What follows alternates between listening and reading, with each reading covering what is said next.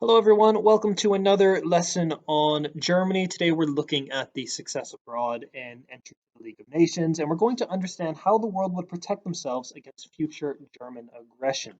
Remember, the Treaty of Versailles was designed to cripple Germany to not allow them to cause war in the future. Our starter is to look at the image above and to try to figure out what the image tells us about the USA and their involvement in creating peace in Europe, or perhaps their lack of involvement. Now, here we have what's known as Uncle Sam. He's not a real person, but he's the kind of fictitious all-American man who represents the country of the USA. And he's leaning against something called the Keystone, and it says USA on it. Now, here we have a bit of a chasm, and we've got a bridge that's being built across the chasm. And here we have Belgium and France, and they're trying to create understanding with England and Italy for peace in Europe.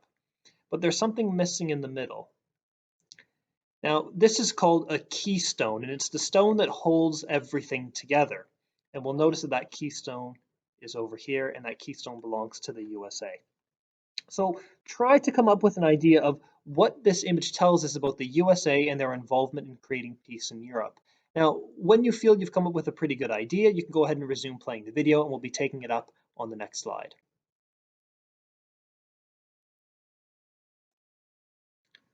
So what does this image tell us about the USA and their involvement in creating peace in Europe?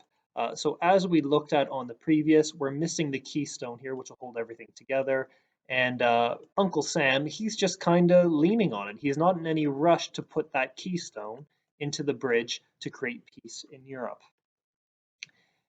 So we know that the USA is the missing piece in creating peace in Europe. If they were to simply get involved, France, England, Italy, and Belgium, they would be able to understand each other very well and peace could be achieved.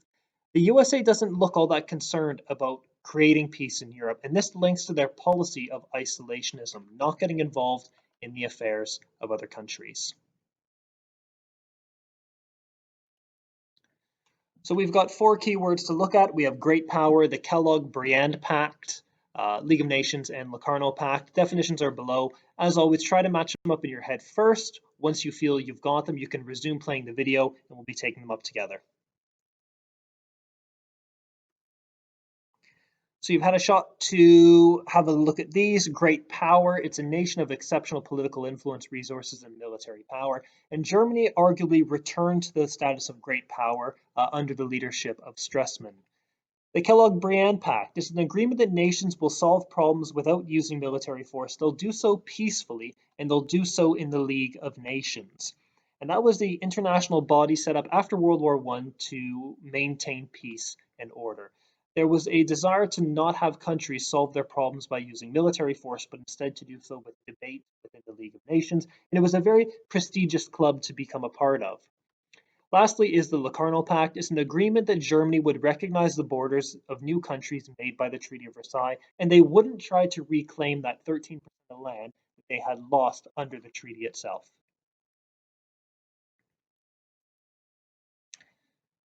So a few points to make note of. Stresemann's time as in power was known as the Golden Age between 1923 and 1929. He solved issues such as hyperinflation, he improved relations with other countries, and he made the lives of Germans much better. He also had Germans pay into unemployment insurance, and this was to avoid any kind of financial issues they faced in the early 1920s down the line in the future.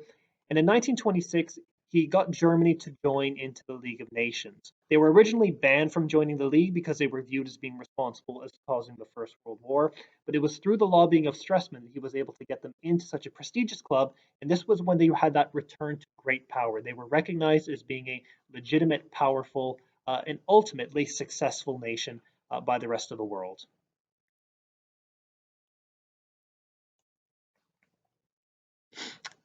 First little task is to write down the following fill in the blank activity and see how many you can get on your first go. So use the information we covered in the previous slide and your own knowledge to see what you can complete.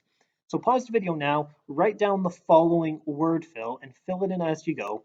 When you're ready to take it up, just resume playing the video and we'll go through it together.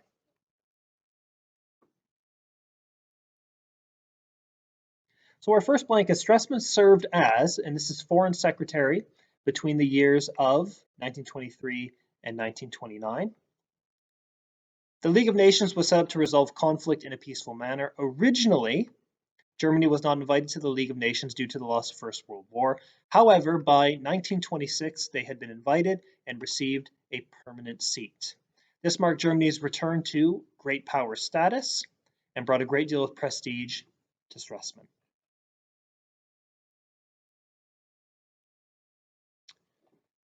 So that's about it for the content of the lesson. We're going to look at answering a Germany question number 2. Now we have a separate video on the channel, which is linked in the description below and is also posted for you. So we're going to have a look at that in a few moments, but we're going to go through how we do a question 2 first. So Germany question 2, most likely you will see a propaganda poster or an image of some sort. And you need to explain the purpose of why that was created. So thinking of the purpose of propaganda, it's usually to influence people to follow rules or policies. So it's designed in a way to make us do things. Now, if you think of current propaganda today, it would be the hands, face, space commercials that we often see on TV or adverts we see when we're walking, perhaps to or from school. So you'll see these designed to make us do something, and that is to make sure we're maintaining social distancing. Now, looking at the question itself, you must set the context for when the poster was made. So if it's the early 1930s, it might be about the rise of the Nazis. If it's the mid-1920s, it might be about the success of Stresemann. You need to use your own knowledge, and you have to link the posters to policies that were in existence at the time. And you'll be using the exam video that's posted for you, as well as the placemats you've received earlier in the year to help you through this type of question. So let's look at practicing a propaganda poster together. So we have an image on the left-hand side, the English translations at the bottom, because not all of us speak German. It says women, millions of men without work, millions of children without a future, save the German family, vote for Adolf Hitler. And this was made in 1930.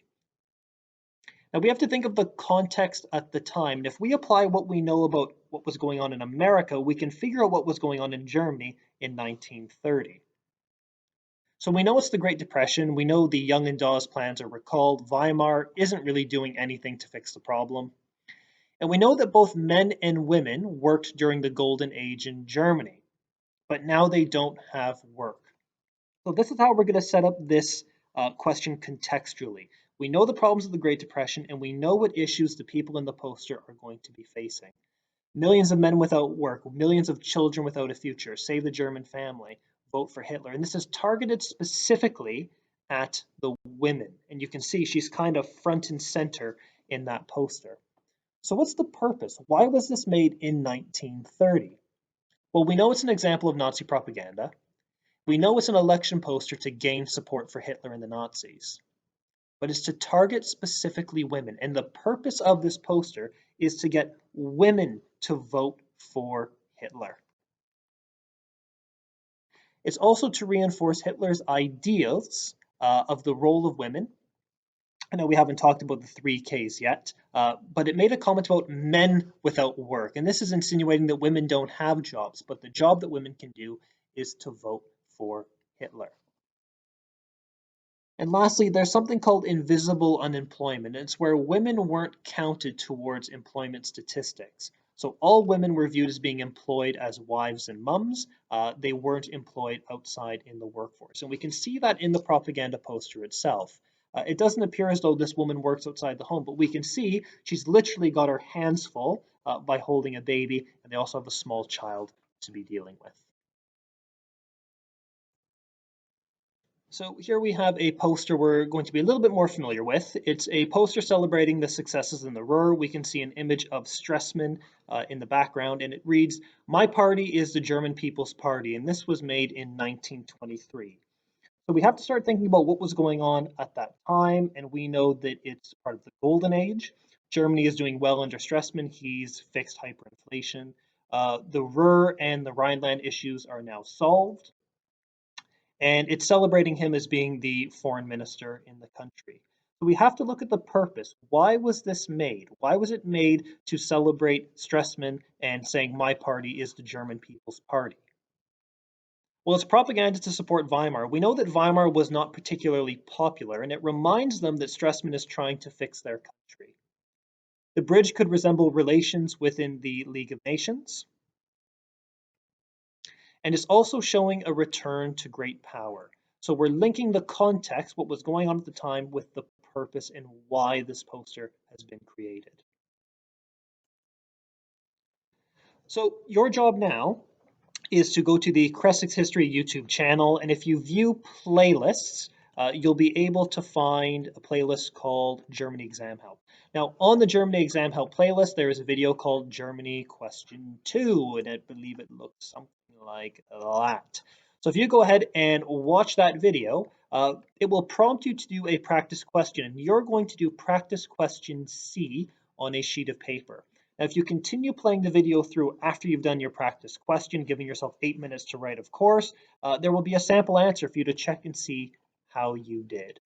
So we'll leave you with that for now. Best of luck. Have a look at the video. And as always, if there's any issues, please do get in touch with your teacher.